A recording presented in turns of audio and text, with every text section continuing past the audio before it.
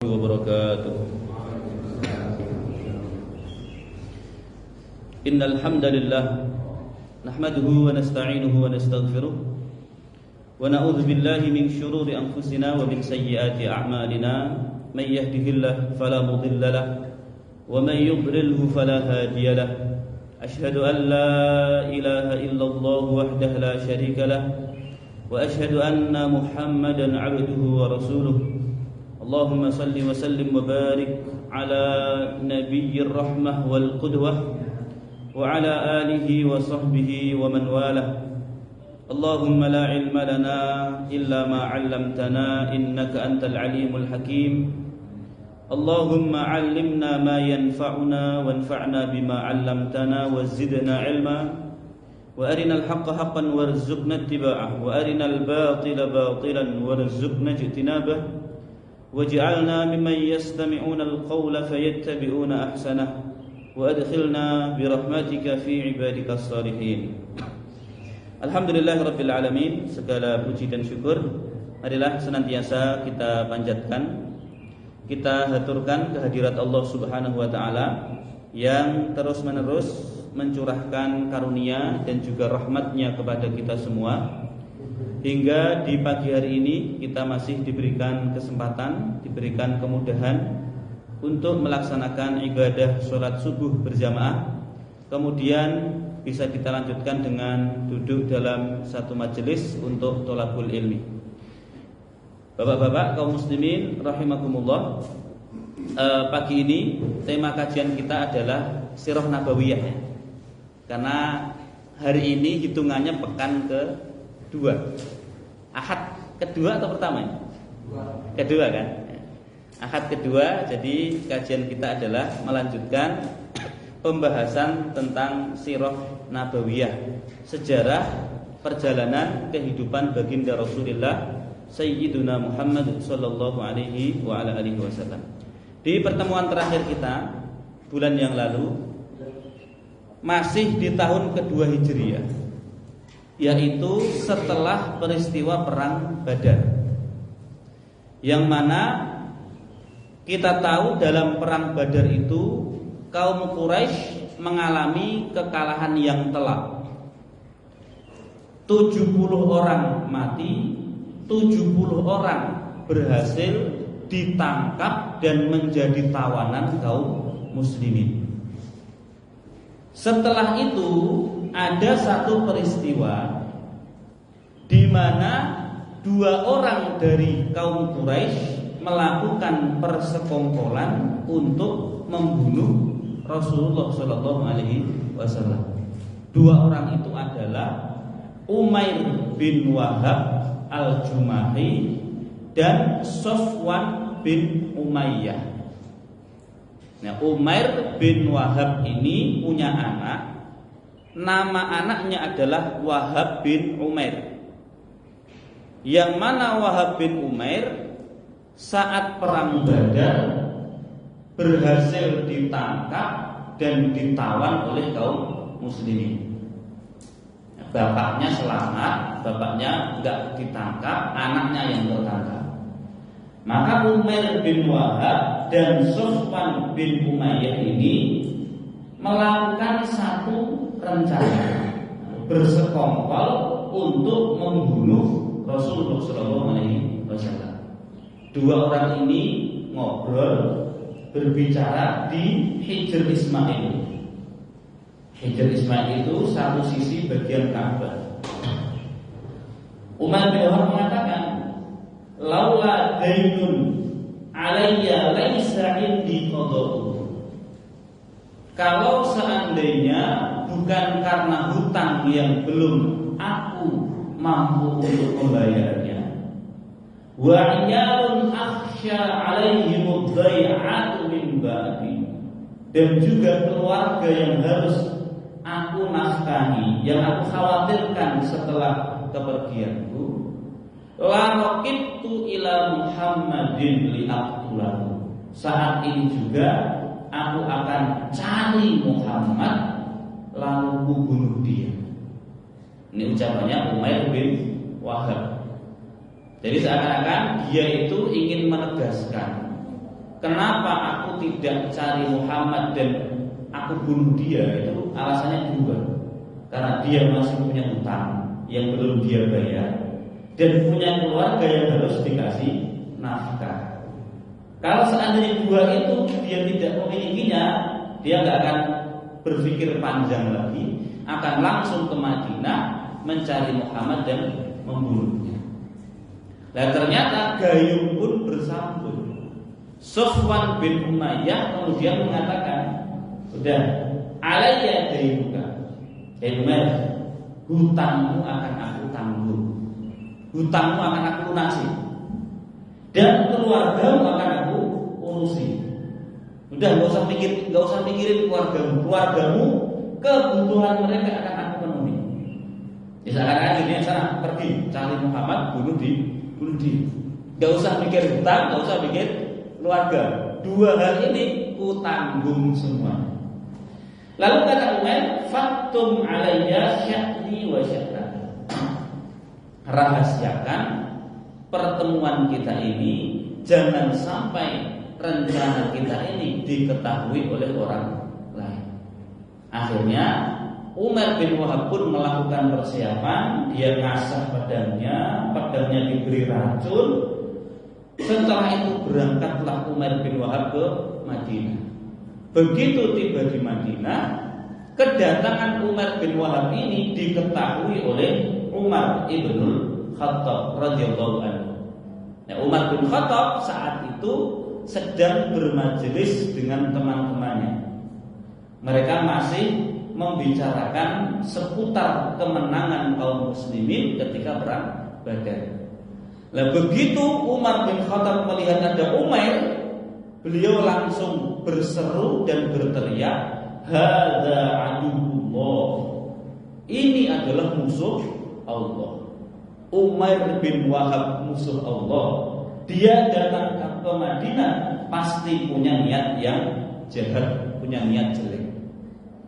Kemudian Umar bin Khattab menghadap kepada Rasulullah dan mengabarkan kepada beliau tentang kedatangan seorang Quraisy yang bernama Umair bin Wahab.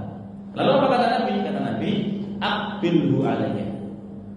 Umar, biarkan Umair bin Wahab menemui aku. Akhirnya Umar bin Khattab keluar sambil menghunuskan pedangnya. Pedangnya diletakkan di leher Umair bin Wahab seperti seseorang yang menyandera. Nah, Umar bin Wahab digiring oleh Umar menghadap kepada Rasulullah dalam keadaan apa? Lehernya itu dikalungi pedangnya Umar.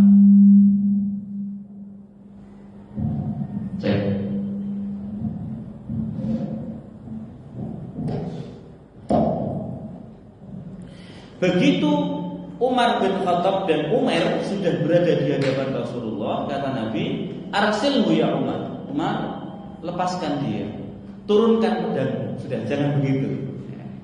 Akhirnya Umar pun menurut pada perintah Nabi, pedangnya diturunkan. Kemudian kata Nabi, udnu ya Umair. Umair, ada Umar dan Umair ya. Umar itu sahabat Nabi, Umair ini orang yang mau membunuh Nabi. Umair sini, mendekat padaku. Kemudian Nabi bertanya pada Umair, maja abika, untuk apa kamu datang kemari? Apa alasanmu datang ke Madinah? Motivasimu apa? Lah kata Umair, Umair ini berusaha menyembunyikan niat jahatnya. Dia mengatakan, aku kesini ingin memohon kepadamu supaya engkau melepaskan anakku yang menjadi tawanan kaum muslimin.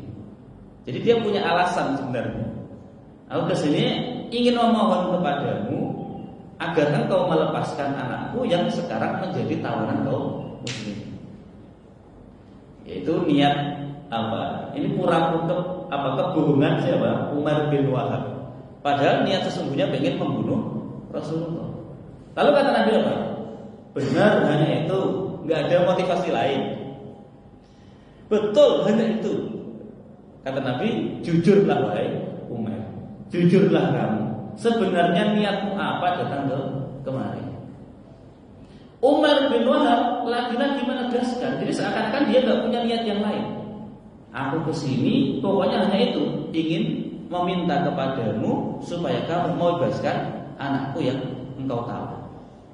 Setelah itu Nabi membocorkan, memberitakan mengenai rencana Umar bin Wahab dan Sofwan bin Umayyah. Kata Nabi, terus gimana saat engkau dan Sofwan bin Umayyah duduk di Hijr Ismail, kemudian kamu mengatakan kalau seandainya bukan karena hutang yang belum mampu aku bayar dan keluarga yang wajib aku nafkahi, niscaya saat ini aku akan naik kendaraanku, ku cari Muhammad dan ku bunuh dia.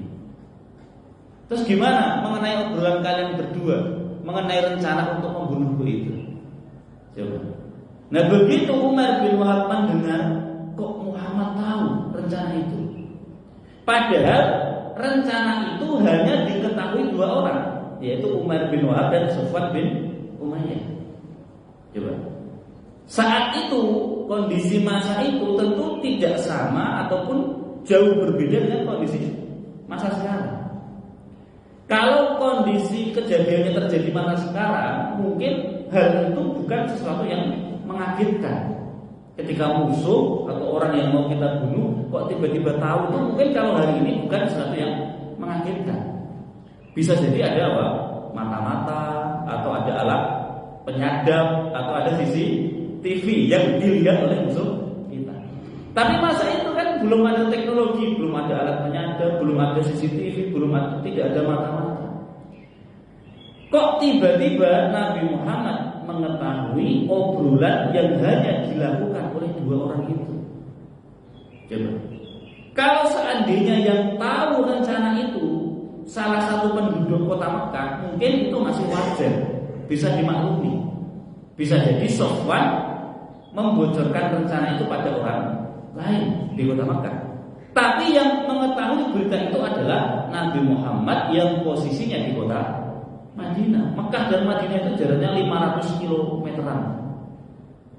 Maka Umar bin Wahab kaget sekali tatkala Nabi Muhammad mengetahui rencana mereka berdua.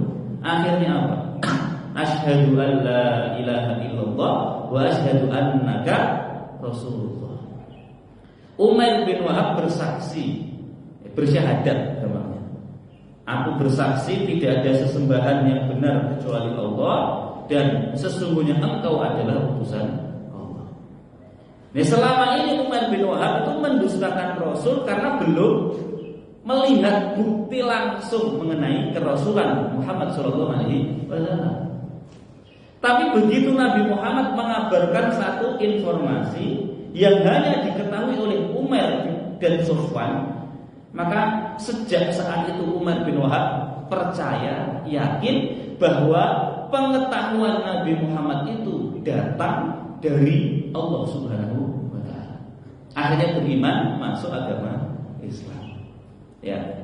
Orang yang awalnya pengen membunuh Nabi, kemudian apa? Malah jatuh cinta pada Nabi, masuk agama Islam.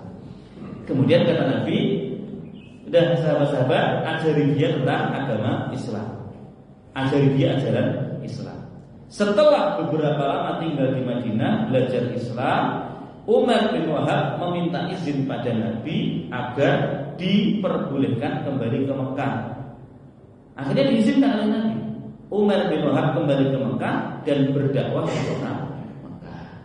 Nah, dari kisah ini ada beberapa faedah yang bisa kita petik. Yang pertama, kisah ini mengajarkan kepada kita ataupun menginformasikan kepada kita mengenai kemuliaan akhlak Rasulullah SAW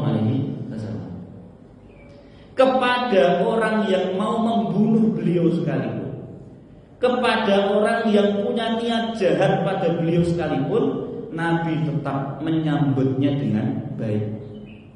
Nah, dari awal Nabi kan tahu niat dari Umar bin Wahab itu sebenarnya pengen membunuh Nabi. Tapi respon Nabi bagaimana? Apakah Nabi langsung tangkap dia? Kan enggak. Nabi tetap memperlakukan Umar bin Wahab dengan baik. Sini Umar, ada apa? Coba Nabi bertanya pada Umar dengan baik. Inilah kemuliaan akhlak seseorang yang dididik oleh Allah Subhanahu wa ta'ala. Maka Allah katakan mengenai akhlak Nabi itu apa? Wa innaka la'ala khuluqin azim. Sesungguhnya engkau Muhammad betul-betul berada di atas akhlak yang agung. Jangankan kepada sahabat, kepada teman, kepada musuh pun Nabi akhlaknya apa? Mulia. Satu. Yang kedua, kisah ini juga menunjukkan kepada kita tentang kesiapsiagaan seorang Umar ibn Khattab. Umar bin Khattab itu wataknya keras, sikapnya tegas. Dari dulu sebelum masuk agama Islam dan setelah masuk agama Islam sikapnya sama. Kerasnya itu sama, tegasnya itu sama. Ya. Beliau Umar bin Khattab itu bisa mencium niat jahat seseorang. Ya, ketika Umar datang ke Madinah, Umar bin Khattab langsung waspada. Ini pasti punya niat jahat. Nah, inilah ketegasan, kesiapsiagaan seorang Umar bin Khattab. Sebelum beliau masuk agama Islam, Nabi secara khusus mendoakan Umar bin Khattab radhiyallahu anhu supaya Allah memuliakan Islam dengan masuknya Umar bin Khattab ke dalam agama Islam. Dulu Umar bin Khattab itu preman. Bencinya pada Nabi seperti apa? Bahkan pernah punya niat untuk membunuh Nabi. Setelah masuk agama Islam, sifat premanismenya itu, sifat apa? Galak, tegasnya itu masih melekat pada Umar. Tapi sekarang ketegasan dan sikap galaknya itu digunakan untuk menolong agama Allah dan membela Rasulullah Sallallahu Alaihi Wasallam. Nah, itu Umar bin Khattab. Nah, jadi kalau dulu preman, tobat masuk Islam itu nggak apa-apa sih, sikap kerasnya tetap melekat itu nggak masalah. Ya jangan dulu preman masuk agama Islam terus jadi apa? Lembek. Nanti malah tidak begitu bermanfaat untuk Islam dan kaum muslimin. Ya.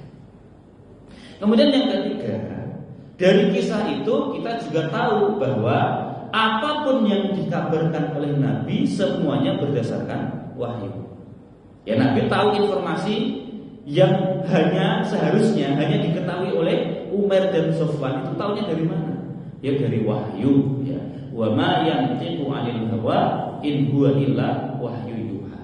Muhammad itu kalau ngomong tidak berdasarkan hawa nafsu, tapi semuanya berdasarkan wahyu. Dan yang keempat, yang terakhir, faedahnya adalah kebenaran akan mudah diterima oleh orang yang hati serta pikirannya terbuka. Jadi Umar bin Wahab ini awalnya kan niat pengen membunuh Nabi, tapi begitu melihat satu fakta bahwa yang disampaikan Muhammad itu satu kebenaran, hati dan pikirannya terbuka untuk menerima kebenaran itu. Akhirnya dia mudah menerima kebenaran dan berujung masuknya dia ke dalam agama Islam. Jadi sebenarnya kebenaran itu terang benderang seperti matahari yang bersinar. Kalau orang itu mau objektif, pikirannya mau terbuka, hatinya mau terbuka, tidak kaku dengan pendapatnya sendiri, niscaya dia akan mudah untuk menerima kebenaran. Ya. Orang-orang kafir Quraisy itu sebenarnya tahu bahwa yang dibawa oleh Nabi Muhammad itu satu kebenaran, tetapi karena mereka lebih mengedepankan hawa nafsu, takut kehilangan jabatan, takut kehilangan pengikut, akhirnya mereka menolak kebenaran yang dibawa oleh Nabi Muhammad SAW. Baik, itu adalah kisah persekongkolan orang Quraisy untuk membunuh Nabi SAW. Baik, sekarang kita lanjut. Hijratu Zainab ilal Madinah. Hijrahnya Zainab menuju Madinah. Zainab itu siapa? Siapa? Nah, putrinya Nabi, anaknya Nabi, putrinya Rasulullah SAW. Ya, yang mana Zainab ini sudah menikah, sudah dinikahkan oleh Nabi. Menikah dengan siapa? Suaminya Zainab itu siapa? Suaminya Zainab adalah Abul As ibnu Rabi. Yang mana dulu di pertemuan kita sebelumnya, Abul As ibnu Rabi itu ketika perang Badar ikut ke dalam rombongan kaum Quraisy. Dan apesnya Abul As ibnu Rabi ini berhasil ditangkap oleh kaum muslimin. Jadi menjadi tawanan Rasulullah dan kaum muslimin. Nah, Rasulullah mengambil keputusan untuk memberlakukan tebusan kepada para tawanan perang. Jadi para tawanan ini kalau mau dilepaskan, keluarga yang ditinggalkan harus mengirimkan sejumlah harta yang bisa digunakan untuk menebus mereka. Nah, Abul As kan menjadi tawanan. Sementara keluarganya Abul As siapa? Istrinya siapa? Zainab. Zainab putrinya Rasulullah. Maka mau tidak mau Zainab yang harus menebus Abul As supaya dibebaskan. Akhirnya Zainab itu apa? Zainab yang mengirimkan harta yang dia miliki, dikirimkan kepada Rasulullah, kepada kaum muslimin. Dan di antara harta yang dikirim itu terdapat kalung yang dulu merupakan miliknya siapa? Khadijah radhiyallahu anha. Jadi untuk menebus suaminya ini, Zainab mengirimkan harta yang dia miliki, perhiasan. Nah, di antara perhiasan itu salah satunya ada kalung, yang mana kalung itu dulu miliknya istri Nabi, milik ibunya Zainab sendiri, milik Khadijah radhiyallahu anha. Begitu Nabi melihat kalung itu, Nabi langsung teringat pada siapa? Khadijah. Nabi nangis. Harta istriku kok digunakan untuk apa? Nebus tawanan. Akhirnya Nabi gak tega kan? Nabi sedih. Kemudian Nabi mengatakan pada sahabatnya, kalau kalian bersedia, kalau kalian berkenan, kalian bisa membebaskan orang ini tanpa tebusan. Kalian bebaskan Abul As ibnu Rabi ini tanpa tebusan, dan kalian kembalikan harta ini kepada pemiliknya. Lalu kata para sahabat, baik ya Rasul, kami akan membebaskan orang ini tanpa tebusan, dan kami kembalikan harta ini kepada pemiliknya. Nah, akhirnya Abul As, suaminya Zainab ini dibebaskan tanpa harus membayar tebusan. Tetapi Abul As membuat perjanjian dengan Rasulullah SAW. Jadi ini seperti apa namanya? Pembebasan bersyarat. Tidak perlu bayar tebusan, tetapi ada syarat yang harus dia penuhi. Syaratnya apa? Syaratnya, wahai Abul As, kamu dibebaskan. Tetapi setelah kamu tiba di Mekah, kamu harus melepaskan istrimu.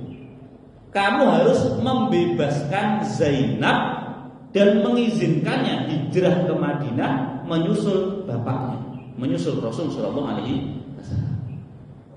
Kenapa kok Nabi memerintahkan Abul As untuk membebaskan Zainab? Padahal Zainab itu istrinya Abul As. Karena saat itu statusnya Zainab beragama Islam, beriman pada Rasulullah, sementara Abul As masih tetap berada di atas kekufuran. Jadi perlu bapak-bapak ketahui bahwa kenapa kok Nabi menikahkan putrinya dengan orang kafir, Abul As? Kenapa kok Nabi menikahkan putrinya dengan Abul As, padahal Abul As itu orang kafir? Nah, yang harus kita ketahui adalah pernikahan keduanya terjadi sebelum datangnya agama Islam. Jadi pernikahan antara Zainab dengan Abul As ini sebelum beliau atau Nabi Muhammad diangkat menjadi Nabi dan Rasul. Islam belum ada. Nah, ketika Islam belum ada aturan bahwa wanita muslimah tidak boleh menikah dengan orang kafir. Itu belum ada aturannya. Nikah ya asal dilihat akhlaknya baik, nikah. Begitu Islam datang, ada aturan, ada ketetapan bahwa perempuan muslimah tidak boleh menikah dengan laki-laki yang tidak beriman. Maka Islam secara otomatis menceraikan keduanya. Suami istri ini begitu datang Islam, istrinya masuk agama Islam, maka secara otomatis pernikahan keduanya istilahnya batal. Cerai secara otomatis karena Abul As tidak mau masuk agama Islam. Nah, meskipun kedua orang ini masih tinggal satu rumah, tetapi secara hukum keduanya sudah bercerai. Lalu kenapa kok Zainab tidak langsung ikut pada Nabi? Karena Zainab itu ditahan, dihalang-halangi oleh sang suami. Kamu Zainab pokoknya nggak boleh kemana-mana, harus di sini. Karena bagaimanapun juga Abul As ini meskipun kafir, dia sebenarnya sangat menyayangi siapa? Zainab radhiyallahu anha. Tapi rasa sayangnya nggak cukup, karena kamu tidak beriman, perempuannya muslimah, yo mampus sesayang apapun tetap harus bisa, harus cerai. Maka Nabi memberikan syarat pada Abul As ini, kamu dibebaskan, nggak usah bayar, tapi begitu sampai di kota Mekah, kamu izinkan Zainab untuk meninggalkan Mekah, menyusul bapaknya di kota Madinah. Dan akhirnya setelah Abul As bebas, tiba di kota Madinah, di kota Mekah, Abul As memenuhi janjinya. Jadi sejelek-jeleknya orang kafir masa dulu itu tetap Tidak mau ingkar janji. Ya, dipenuhi, oke. Akhirnya Abul As bin Rabi' membiarkan Zainab untuk meninggalkan rumah dan mengizinkan yang hijrah ke Madinah. Setelah itu Zainab putri Rasul melakukan persiapan. Ya kalau sekarang yang kemas-kemas, yang bawa barang dikemasi. Nah, ketika lagi kemas-kemas itu datang seorang perempuan namanya Hindun. Hindun ini siapa? Hindun ini siapa? Hindun itu kawannya Nabi atau musuhnya Nabi? Saat itu musuhnya Nabi, walaupun nanti dia masuk agama Islam. Hindun inilah nantinya dalam perang Uhud nanti tahun ketiga yang merobek dadanya Hamzah dan mengeluarkan hati dan jantungnya, dimamah oleh Hindun ini. Nah, Hindun itu seorang perempuan. Dan begitu melihat Zainab itu siap-siap kemas-kemas, ya kalau sekarang ya bajunya dimasukkan ke koper persiapan musafar itu, Hindun datang. Dia datang menawarkan bantuan pada Zainab. Padahal Hindun ini bencinya pada Nabi Muhammad setengah mati. Saat perang Badar, keluarganya Hindun itu banyak yang mati. Dia benci sekali pada Nabi Muhammad. Tapi kepada putrinya Nabi Muhammad dia bersikap baik. Begitu lihat putrinya Muhammad ini siap-siap kemas-kemas, Hindun datang menawarkan bantuan. Hei saudariku, kalau kamu butuh sesuatu yang bisa kamu gunakan untuk menemani perjalananmu, maka ngomong saja padaku. Akan aku sediakan, akan aku bantu. Lah Zainab kan kaget kan menatap perempuan itu, seakan-akan nggak percaya.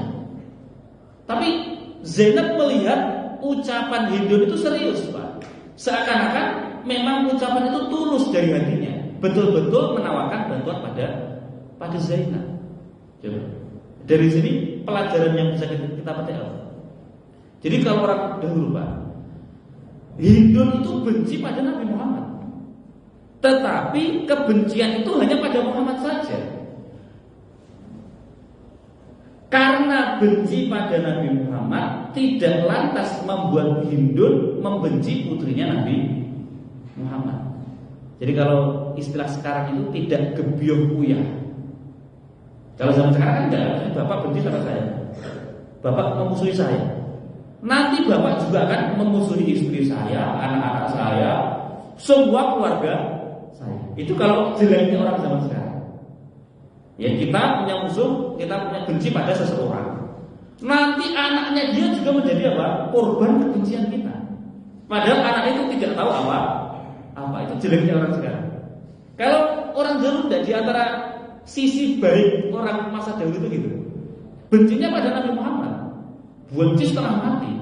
Tapi pada putrinya Nabi Muhammad, dia kan nggak salah apa-apa, nggak ngerti apa-apa, tetap bersikap baik. Maka Hindun ini menawarkan bantuan. Wahai saudariku, kamu butuh apa? Butuh bekal apa? Apa yang bisa aku bantu? Menawarkan bantuan dengan tulus, dengan ikhlas. Itu Hindun. Tapi Zainab sudah ketakutan duluan. Ya dia mohon maaf, gak butuh apa. Nah selesai Zainab itu melakukan persiapan, akhirnya Zainab itu diantar oleh adiknya Abul As tadi, namanya Kinanah ibnu Rabi. Jadi Kinanah, Abul As suaminya Zainab itu punya adik namanya Kinanah. Berarti apa? Siapanya Zainab ini? Ipar, adik iparnya Zainab. Pertanyaannya gini, kenapa yang mengantar Zainab itu adalah Kinanah, adik iparnya? Kenapa tidak suaminya sendiri? Nanti diantar kemana? Diantar keluar kota Mekah. Karena Nabi sudah memerintahkan beberapa sahabatnya untuk menjemput Zainab di luar kota Mekah. Jadi akan-akan nanti janjian. Para sahabat Nabi sudah menunggu Zainab di luar kota Mekah. Zainab nanti harus diantar oleh Abul As bin Rabi' ke luar kota Mekah. Nah, tetapi yang terjadi adalah yang mengantar Zainab keluar kota Mekah itu bukan suaminya sendiri, bukan Abul As bin Rabi', tetapi adiknya. Berarti adik iparnya Zainab, namanya Kinanah ibnu Rabi'. Pertanyaannya kenapa? Kenapa bukan suaminya sendiri yang antar? Nah, di situ para mu'arrikh, para ahli sejarah mengatakan bahwa kenapa bukan Abul As sendiri, bukan sang suami sendiri yang mengantar Zainab? Karena suaminya nggak sanggup. Nggak sanggupnya kenapa? Karena tadi Abul As itu meskipun dia masih kafir, sangat mencintai istrinya. Dia seakan-akan gini, aku nggak sanggup mengantar istriku untuk berpisah denganmu. Saking nggak kuatnya dia mendelegasikan adiknya, kamu saja yang antar. Supaya apa? Supaya Abul As tidak bertambah kesedihan. Coba kalau dia antar sendiri, dia ngantar istri yang dia sayangi untuk berpisah dengannya. Itu kalau orang Jawa, keloro-loro artinya seperti apa?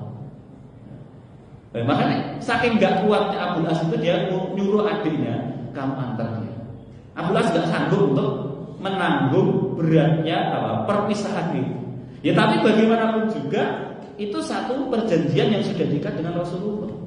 Ya mau nggak mau ya harus ditepati oleh Abul As. Nah akhirnya apa? Kinanah ibnu Rabi' ini mengantar Zainab. Nah, Zainab naik unta, dituntun oleh Kinanah. Dan keluarnya Zainab menuju luar kota Mekah ini dilakukan di siang bolong, Pak, di siang hari. Bukan saat malam hari, bukan saat ketika suasana sepi. Nah, ketika Zainab keluar mau meninggalkan Mekah itu dilihat oleh orang-orang Quraisy. Nah, orang-orang Quraisy marah. Loh, ini kan Zainab, ini putrinya Muhammad. Kok bisa-bisanya dia mau meninggalkan Mekah? Tidak boleh, tidak bisa. Harus kita apa? Cegah. Akhirnya apa? Zainab ini dikejar oleh beberapa orang Quraisy. Sudah saya bacakan dulu. Dikejar oleh beberapa orang Quraisy yang terdahulu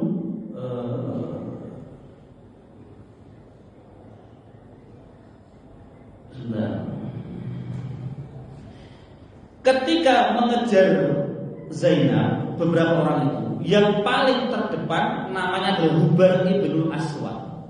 Nah, Hubar ibn Aswad ini sudah melihat Zainab dari kejauhan. Lalu dia mengambil panahnya, anak panah. Lalu panah itu ditembakkan kepada Zainab. Dipanah, Zainab terkena panah, kemudian jatuh dari untanya. Terlukalah Zainab. Lah Kinanah ibnu Rabi' kaget, ternyata perjalanan mereka menuju luar kota Mekah itu dihalang-halangi oleh orang Quraisy. Langsung Kinanah tadi yang adiknya Abul As tadi mengambil busurnya dan siap untuk apa? Memanah. Dan dia memberikan satu ultimatum. Siapa yang berani mendekat ke sini, ku habisi dengan panah. Nah, orang-orang Quraisy dari kejauhan mulai ketakutan. Kenapa mereka takut? Karena Kinanah ibnu Rabi' ini kalau masa sekarang itu seperti seorang sniper. Jadi kalau dia nembak itu jarang sekali yang meleset. Maka ketika Kinanah sudah mengeluarkan busurnya siap untuk memanah, orang-orang Quraisy sudah ketakutan. Apalagi dia kasih ultimatum, siapa yang berani mendekat kemari berhadapan denganmu.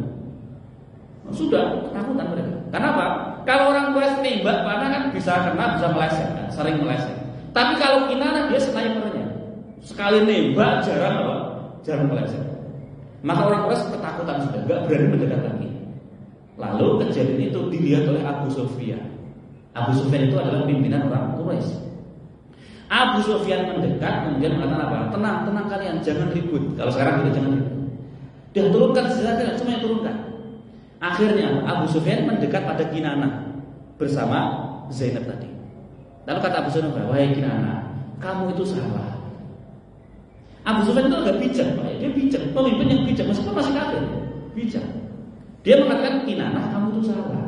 Di mana salahmu? Kok bisa-bisanya kamu membawa putrinya Muhammad keluar kota Mekah di siang bolong? Di saat orang Quraisy masih bersedih atas kekalahan mereka ketika perang Badar. Ibu mikir dikit kalau mau ngajak putrinya Muhammad ini di malam hari atau pas suasana sudah tenang, ketika orang Quraisy sudah bisa melupakan kekalahannya saat perang Badar. Udah gini aja, aku kasih solusi, kata Abu Sufyan. Ajaklah Zainab pulang dulu ke Mekah. Biarkan juga di Mekah dulu. Sampai nanti orang Quraisy mereka sudah tenang, tidak lagi trauma atas kekalahan yang mereka hadapi saat perang Badar. Setelah itu gak apa-apa kamu antar Zainab untuk keluar kota Mekah. Kami gak ada urusan apapun dengan Zainab. Jadi tindakan yang dilakukan oleh orang Quraisy itu hanya ekspresi kekecewaan mereka atas kegagalan atau kekalahan saat perang Badar. Ya, Abu Sufyan nggak punya kepentingan apapun dengan Zainab, nggak punya masalah apapun dengan Zainab. Hanya ngasih saran, kamu itu salah. Salahmu apa? Kok bisa-bisanya kamu nolong Muhammad ya, dalam tanda kutip di siang bolong, di saat orang-orang Quraisy masih terpukul atas kekalahan mereka saat perang Badar. Ya mereka sakit hati. Akhirnya mereka berusaha menghalangi kamu. Udah gini aja lah, kembali dulu ke Mekah beberapa saat sampai kondisi reda tenang. Setelah itu nggak apa-apa, kamu tolong ini Zainab ini untuk meninggalkan Mekah, bergabung dengan bapaknya di Madinah. Akhirnya usul dari Abu Sufyan ini dituruti oleh Kinanah ibnu Rabi. Zainab diajak kembali. Ya, setelah beberapa saat kondisi tenang. Nah, akhirnya Zainab diantar kembali oleh Kinanah sampai luar kota Mekah. Begitu sampai luar kota Mekah, sudah ditunggu oleh beberapa sahabat Nabi. Sahabat Nabi inilah yang nanti membawa Zainab dari luar kota Mekah menuju Madinah untuk berjumpa dengan Rasulullah Shallallahu Alaihi Wasallam. Akhirnya sudah pisah antara Zainab dengan Abul As. Nanti di tahun ke-8 Hijriah, Abul As ini masuk agama Islam. Jadi Abul As ini masuk agama Islam. Setelah masuk agama Islam, dan Islamnya bukan karena perempuan, bukan. Jadi selama kurang lebih berapa tahun ini? Jadi dari tahun ke-2 sampai tahun ke-8, 6 tahun. Zainab tidak menikah lagi dengan siapapun. Abul As pun juga tidak menikah lagi dengan siapapun. Kenapa? Zainab pun sebenarnya juga cinta pada sang suami. Ya tapi gimana lagi? Agama Islam, aturan Islam lebih diutamakan dari sekedar saya. Zainab masih memikirkan suaminya, Abul As juga masih memikirkan istrinya. 6 tahun mereka nggak nikah. Ya masih punya harapan. Akhirnya sekitar tahun ke-8 Abul As itu masuk agama Islam. Setelah masuk agama Islam, Rasulullah mengembalikan Zainab kepada Abul As. Nih sudah halal sekarang. Gara-gara apa? Sudah masuk agama Islam. Nah dari sini diambil faedah, pernikahan beda agama itu tidak sah. Jadi agama Islam itu melarang nikah beda agama. Ya, nikah beda agama tidak sah. Laki-lakinya non, perempuannya muslimah, itu pernikahannya tidak sah. Menurut agama kita, kalau menurut agama lain kita tidak tahu. Menurut agama Islam, laki-lakinya non, perempuannya muslimah itu tidak sah. Dan tidak mungkin ada misalnya dari KUA yang mau menikahkannya kalau beda agama seperti itu. Kalau maksa nikah, maka status pernikahannya dihukumi apa? Ya namanya tidak sah, kumpulnya berarti zina. Ya, seperti itu. Lain halnya kalau laki-lakinya muslim, perempuannya ahlul kitab, itu sah. Tapi yang jadi masalah hari ini sudah tidak ada lagi ahlul kitab. Ada yang berpendapat demikian. Ya ahlul kitab itu siapa? Yahudi dan Nasrani dulu. Tapi sekarang Yahudi Nasrani sekarang tidak sama dengan Yahudi Nasrani masa dulu. Maka ya sekarang tetap tidak sah juga. Laki-lakinya muslim, perempuannya non, itu juga tidak sah. Jadi kalau mau menikah lagi, ya cari yang apa? Muslimah. Ya. Yang muslimah banyak. Terlalu banyak. Baik, selesai ya masalah hijrahnya Zainab. Setelah itu terjadi, ini masih di tahun kedua Hijriah. Ada maktam fi yaumin nasr. Maktam itu pemakaman fi yaumin nasr, pada hari kemenangan. Maksudnya ketika perang Badar kan kaum muslimin menang. Di balik kemenangan itu ada berita duka. Ada pemakaman, berarti ada yang meninggal dunia. Yang meninggal siapa? Nabi dan kaum muslimin kan bergembira saat Badar, di perang Badar itu mereka menang.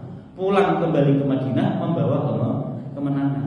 Tapi di balik kemenangan itu ada berita duka. Ada pemakaman yang harus dilakukan. Siapa yang meninggal dunia? Yang meninggal dunia adalah siapa? Putrinya Rasulullah Shallallahu Alaihi Wasallam. Siapa namanya? Siapa yang meninggal? Putrinya Nabi siapa? Zainab kan bukan Zainab. Kalau Zainab kan masih hidup nanti kan. Setelah Zainab siapa? Ruqayyah bintu Rasulullah Shallallahu Alaihi Wasallam. Ruqayyah itu istrinya siapa? Istrinya Utsman bin Affan. Jadi ketika perang Badar, kaum muslimin sudah menang, gembira mereka. Mereka dapat kabar bahwa putri Nabi meninggal dunia. Coba kira-kira reaksi Nabi bagaimana? Perasaan Nabi itu harus bagaimana? Senang atau sedih? Mau sedih, perang Badar menang. Mau senang putrinya meninggal dunia. Itu beratnya ujian yang dialami oleh Nabi. Coba, saat perang pulang kembali ke Madinah, menang, senang, tapi begitu mau kembali itu dapat kabar putrinya meninggal dunia. Nah, Utsman bin Affan saat perang Badar beliau tidak ikut perang. Kenapa? Karena istrinya lagi sakit dan Nabi memerintahkan Utsman untuk merawat istrinya. Utsman, kamu gak usah ikut perang, kamu merawat istrinya. Maka meskipun nanti Utsman bin Affan tidak ikut perang, beliau tetap dikasih bagian dari apa? Ghanimah. Ghanimah itu harta rampasan perang. Padahal Utsman bin Affan tidak ikut perang. Kenapa? Karena tidak ikut perangnya Utsman bukan karena keinginannya sendiri, tapi karena perintah dari Rasul, dan itu pun ada alasan. Istrinya sedang sakit, butuh ada yang merawat. Ruqayyah meninggal dunia. Nabi kehilangan putrinya. Ini putri. Sebelumnya sudah kehilangan anak laki-laki, terus ini kehilangan apa? Anak perempuan. Berapa kali Nabi kehilangan anaknya? Nabi kehilangan anaknya itu berapa kali? Kalau anaknya Nabi kehilangan Nabi, anak Nabi yang kehilangan Nabi itu siapa? Fatimah, cuma satu. Seorang anak kehilangan bapaknya karena bapaknya meninggal dunia, Fatimah. Tapi Nabi kehilangan anak itu berapa kali? 6 kali. Perasaan Nabi Muhammad, beban hatinya Nabi Muhammad itu seperti apa? Saya punya tetangga di kampung. Beliau kehilangan putrinya baru sekali. Gara-gara putrinya meninggal dunia itu fisiknya drop, mentalnya drop, sekarang sakit-sakitan. Kayak orang nggak semangat hidup. Sampai sekarang. Padahal sudah 2 tahunan lebih anaknya meninggal dunia. Terus saya membayangkan Rasulullah itu sebenarnya. Beliau tidak hanya sekali, 2 kali kehilangan anak, tapi sampai 6 kali. Seorang anak ketika kehilangan orang tua, kehilangan bapak itu sedih. Tapi sedihnya yang biasa. Tapi kalau orang tua kok kehilangan anak itu sedihnya luar biasa. Kita misalnya kehilangan bapak kita atau ibu kita, itu sedih, kita nangis. Tapi ya kan biasa maksudnya. Kan seakan-akan gini. Ya orang tua kan ya takdirnya mesti harus apa? Meninggal. Tapi ketika orang tua kehilangan anak, dia pikirnya gini, kenapa nggak aku duluan? Ya padahal usianya harusnya yang lebih pantas mati duluan siapa? Aku. Itu yang menjadi yang terus berkecamuk di pikirannya. Gara-gara itu drop kondisi fisiknya, mentalnya drop, sakit-sakitan. Nah, Rasulullah itu diuji dengan kehilangan anak itu sampai 6 kali. Dan itu kadang-kadang momennya juga nggak pas ya, pas momen harusnya mereka sukacita, ya kemenangan, malah anaknya meninggal dunia. Itu ujian Allah untuk Nabi Muhammad. Ya itu nggak usah iri pada Nabi Muhammad. Enak ya jadi Nabi, enak dari mana? Nabi Muhammad itu ujiannya paling berat. Ya. Meninggal dunia. Nah, Ruqayyah bintu Rasulullah sallallahu alaihi wasallam. Nah, setelah nanti Ruqayyah meninggal dunia, Utsman bin Affan kembali menikahi putri Nabi yang lain. Siapa? Adiknya Ruqayyah, Ummu Kulsum. Itu kalau orang Jawa kita menyebut istilahnya apa? Turun ranjang. Nah, itu boleh nggak apa-apa. Ya. Ruqayyah meninggal nih. Sementara Rasul masih punya anak yang belum menikah. Dan masa kalau laki-laki kan nggak ada masa iddah. Hari ini meninggal terus sorenya nikah kan boleh-boleh saja itu laki-laki. Kalau perempuan kan nggak bisa. Ya, misalnya bapak meninggal, istri bapak besok nikah boleh nggak? Ini sekarang hari ini bapak meninggal, terus istri bapak besok mau menikah, boleh nggak? Nggak boleh. Harus menunggu masa iddahnya 4 bulan 10 hari. Ya 130 hari, 4 bulan 10 hari baru boleh menikah. Tapi kalau istri bapak meninggal terus besok nikah boleh nggak? Hari ini istri bapak meninggal misalnya, terus besok bapak nikah lagi, boleh nggak? Boleh Pak, itu bedanya laki-laki dan perempuan. Kalau nggak punya hati boleh. Kalau siap mendengar gibahan tetangga, nggak apa-apa. Gibahan netizen ya, nggak apa-apa. Lah Utsman bin Affan juga begitu. Ruqayyah meninggal dunia. Karena Utsman ini orang baik, Rasulullah tidak rela, nggak berat untuk menikahkan adiknya Ruqayyah kepada Utsman bin Affan. Itu satu-satunya sahabat yang berhasil menikahi 2 putri Nabi. Hanya Utsman bin Affan. Makanya Utsman bin Affan itu apa? Dzun-Nurain. Panggilannya itu Dzun-Nurain. Orang yang punya 2 cahaya. Maksudnya apa? Pernah menikahi 2 putri Nabi.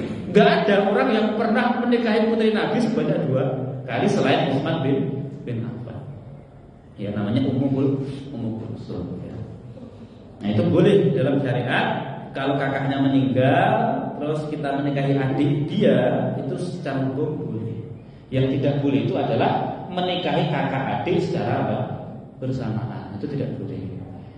Kita kenal seorang perempuan, ternyata dia punya adik yang cantik, sekalian kakak dan adiknya kita nikahi bareng. Nah itu nggak boleh. Ya. Mengumpulkan 2 saudari dalam satu pernikahan itu tidak boleh, haram hukumnya. Tapi kalau kakaknya meninggal, terus adiknya kita nikahi lagi, itu boleh, nggak apa-apa. Nanti adiknya ini meninggal, punya adik lagi nikah lagi, boleh, nggak apa-apa. Ya, secara hukum boleh. Baik. Setelah itu zawaju ummi abiha. Di tahun itu pula terjadi hari yang membahagiakan. Jadi perasaan Nabi itu campur aduk pada tahun kedua Hijriah itu. Ada momen bahagia, ada momen sedih, ada momen bahagia lagi itu apa? Zawaju ummi abiha, pernikahan putrinya. Siapa? Putrinya yang lain. Fatimah radhiyallahu anha. Fatimah itu oleh Nabi dipanggil dengan sebutan Ummu Abiha. Ummu Abiha itu apa artinya? Ummu artinya apa? Ibu. Abi ayah. Ha-nya. Ummu Abiha, ibu ayahnya. Maksudnya apa? Ha itu nya itu kembali pada Fatimah sendiri. Fatimah itu dipanggil Nabi dengan Ummu Abiha, ibu ayahnya. Ibu ayahnya Fatimah. Ayahnya Fatimah siapa? Ayahnya Fatimah siapa? Nabi Muhammad kan. Ibu ayahnya berarti ibunya Nabi Muhammad. Nabi Muhammad memanggil anaknya itu seperti ibunya Nabi Muhammad. Ummu Abiha maksudnya. Jadi setelah istri Nabi Khadijah meninggal dunia, yang paling perhatian untuk mengurus Nabi itu siapa? Fatimah. Jadi seakan-akan Fatimah ngurus bapaknya ini seakan-akan seperti seorang ibu ngurus anaknya. Makanya oleh Nabi dipanggil Ummu Abiha, ini ibu dari ayahnya. Ibu dari ayahnya berapa? Ya kayak ibunya Nabi Muhammad sendiri. Kayak ya seakan-akan begitu. Saking apa? Besarnya kasih sayang yang diberikan Fatimah pada Rasulullah SAW. Sepeninggal ibunya yaitu Khadijah radhiyallahu anha, Nabi Muhammad kan nggak ada yang ngurus. laki-laki itu kan nggak ada yang ngurus, orang perempuan itu kan mesti kurang maksimal. Ya wataknya laki-laki kan jarang bisa ngurus dirinya sendiri.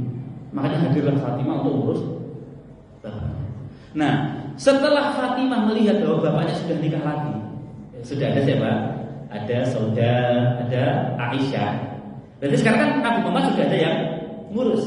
Maka Fatimah berpikir sekarang saatnya untuk apa? Untuk menikah. Sudah gak berat untuk menikah. Kenapa? Karena bapaknya sekarang sudah ada yang ngurus. Jadi sebelum Nabi Muhammad menikah lagi dengan Aisyah atau dengan istri yang lain, Fatimah gak mau menikah, belum mau menikah. Karena pikirannya apa? Kalau nikah nanti yang ngurus bapaknya siapa? Nah, setelah Fatimah melihat bapaknya sudah nikah lagi, berarti ada perempuan lain, ada ibu tiri yang akan ngurus bapaknya. Maka Fatimah tidak berat lagi untuk menikah, berkeinginan untuk menikah. Nah, terus siapa yang hendak menikahi Fatimah? Yang melamar Fatimah itu siapa? Yang melamar Fatimah itu siapa? Banyak orang-orang hebat melamar Fatimah. Abu Bakar melamar Fatimah. Abu Bakar itu siapanya Nabi? Abu Bakar itu siapanya Nabi? Iya, sahabat Nabi, betul kan? Abu Bakar itu kan bapaknya Aisyah kan? Aisyah istrinya Nabi. Berarti siapanya Nabi? Mertuanya Nabi. Mertuanya Nabi Abu Bakar. Terus pengen melamar anaknya Nabi. Terus jadi apa? Kalau seandainya diterima jadi apa?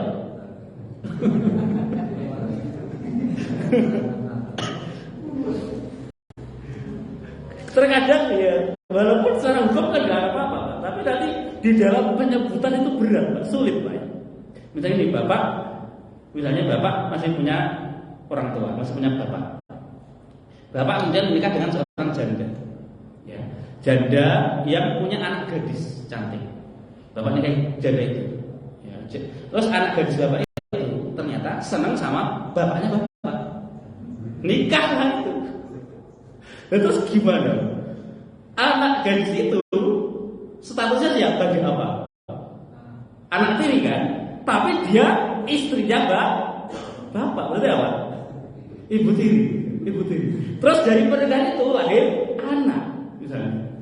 Anak itu kan bingung kan, membingungkan statusnya itu. Tapi secara hukum boleh nggak? Boleh. Karena itu bukan mahram. Anak tiri dengan bapak itu bukan mahram. Nikahnya ya sah-sah saja, tapi nanti dalam penyebutan itu harus nyebut apa? Dia ya anak tiriku, tapi yo ibu tiriku kan gimana? Anak tiri dan ibu tiri. Kalau lahir anak kan jadinya apa? Cucu sekaligus apa? Adik tiri. Ini cucuku atau adikku? Bingung kan? Gitu. Ini membingungkan seperti itu. Nah, jadi Fatimah itu awalnya dilamar oleh Abu Bakar, tapi ditolak oleh Nabi. Lalu Umar bin Khattab juga datang melamar, ditolak oleh Nabi. Kenapa? Karena Nabi sudah mempersiapkan Fatimah untuk siapa? Untuk Ali bin Abi Thalib. Jadi Nabi itu tahu betul Ali bin Abi Thalib. Sejak kecil Ali itu diasuh oleh Nabi. Dan Nabi tahu sebenarnya Ali pun juga senang pada Fatimah. Tetapi karena Ali merasa minder, insecure, tidak berani mengungkapkan keinginannya. Sampai akhirnya Ali bin Abi Thalib memberanikan diri untuk melamar Fatimah. Ali datang pada Nabi, nggak berani ngomong. Ali itu nggak berani ngomong, bertamu tapi duduk ditanya Nabi, kamu mau apa di sini? Diam aja, nggak berani ngomong. Coba, dia masih pandang bapak dulu ya. Kelawat mau apa kesini? Yang pertama mau silaturahim, yang kedua apa? Gitu. Ali itu diem aja gak berani ngomong. Sampai akhirnya Nabi yang membuka omongan. Kamu kesini mau melamar putriku ya? Nabi yang mau melamar itu. Nah baru Ali bin Abi Thalib dengan takut-takut mengatakan apa? Benar ya Rasulullah. Bukan beliau sendiri yang mengutarakan niatnya, tapi harus dipancing oleh Nabi. Ngapain kamu sini? Diam aja gak berani ngomong. Baru ketika Nabi ngomong, kamu kesini mau melamar putriku ya? Benar ya Rasulullah. Enggak pikir panjang, oke. Kamu punya apa? Punya apa itu bukan kok hartamu berapa enggak. Maksudnya kamu punya apa yang bisa dijadikan sebagai apa? Mahar. Punya harta enggak untuk mahar? Ya mahar itu mahar saja. Kata Ali, punya apa-apa ya Nabi. Jadi sahabat yang nikah modalnya ya Allah nggak punya apa-apa, nggak punya apa. Terus Nabi mengingatkan, loh, di mana baju perang yang dulu pernah aku kasihkan padamu? Aku kan pernah kasih baju perang padamu. Itu di mana baju perang itu? Loh, kata Ali, wah kalau baju itu ada di rumah. Karena kenapa Ali seakan-akan nggak mengatakan nggak punya harta?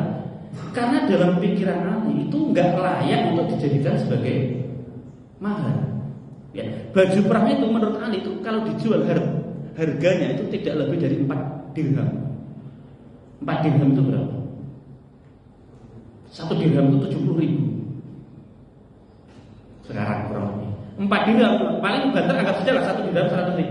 Saat itu harta yang dimiliki Ali cuma 400.000 rupiah.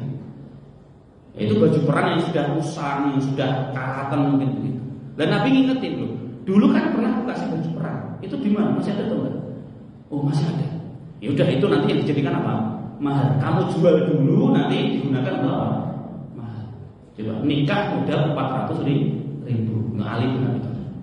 Ya kalau sekarang 400.000 ya. Kalau dulu cuma modal baju, duitnya nggak ada, cuma baju perang. Akhirnya Pak Nabi memerintahkan agar baju itu dijual dulu. Ya, begitu dijual, yang hadir untuk membelinya siapa? Baju itu dibeli oleh sahabat Nabi namanya Utsman bin Affan. Harga pasalnya berapa? 4 dirham. Tapi oleh Utsman dibeli dengan arba'umiyah wa sab'ina dirham, 470 dirham oleh Utsman bin Affan. Baju besi yang Utsman bin Affan pun nggak butuh sebenarnya. Tapi begitu dijual oleh Ali, dibeli oleh Utsman. Utsman membeli niatnya untuk apa?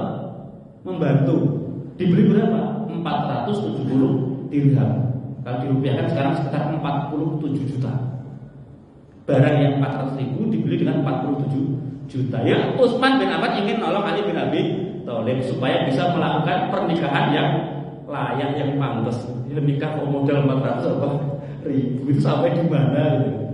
Akhirnya uang itu diberikan pada Nabi, terus Nabi berikan pada istrinya agar digunakan untuk walimah, ya, persiapan walimah.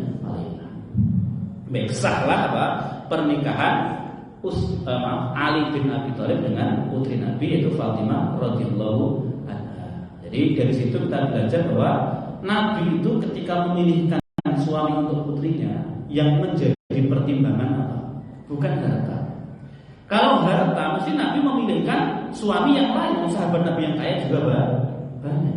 Sementara Ali itu dikenal sebagai sahabat yang paling miskin. Udah miskin, bapaknya juga miskin. Pamannya Nabi Abu Thalib itu kan miskin. Punya anak Ali juga miskin. Tapi tetap putri Nabi yang terbaik Fatimah itu dipilihkan suami siapa? Bernama Ali bin Abi Thalib. Pertimbangan Nabi apa? Karena Nabi melihat Ali itu akhlaknya mulia. Dari kecil dididik oleh Rasulullah SAW. Pengorbanannya juga luar biasa. Nah, itu bagi para orang tua, hendaklah ketika memilihkan suami untuk anaknya, pertimbangan pertama yang harus dimiliki oleh lelaki itu adalah apa? Akhlaknya baik, agamanya baik. Perkara nanti kerja di mana, gajinya berapa itu ya nomor sekian. Jangan menjadi syarat. Wallahu a'lam. Sudah sampai di sini dulu untuk kajian Sirah Nabawiyah. Sebelum kita akhiri, barangkali ada pertanyaan dari jemaah.